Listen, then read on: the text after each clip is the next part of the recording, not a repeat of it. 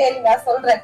15 வருஷத்துக்கு முன்னாடி பாத்தீங்கன்னா 16 வருஷத்துக்கு முன்னாடி நாங்க மேரேஜ் பண்ணிட்டோம்னா ஃபர்ஸ்ட் ஆரம்பிச்சது முறுக்கு பிசினஸ் தான்.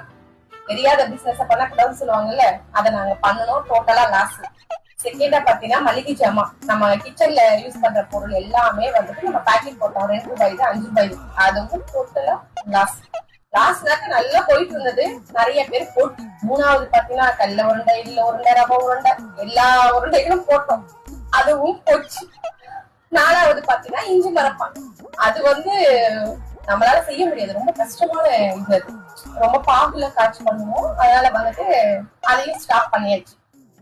அஞ்சாவது இருக்கு ஃப்ளோர் கிளீனர், பெனாயில் போட்டோம். பெனாயில் ஆசிட் ஏதோ போட்டோம், அதுவும் வந்துட்டு அந்த அளவுக்கு பெருசா இல்லை. ஏன்னா நிறைய பேர் வந்துட்டு அதை சேல் பண்ணிட்டு இருந்தாங்க.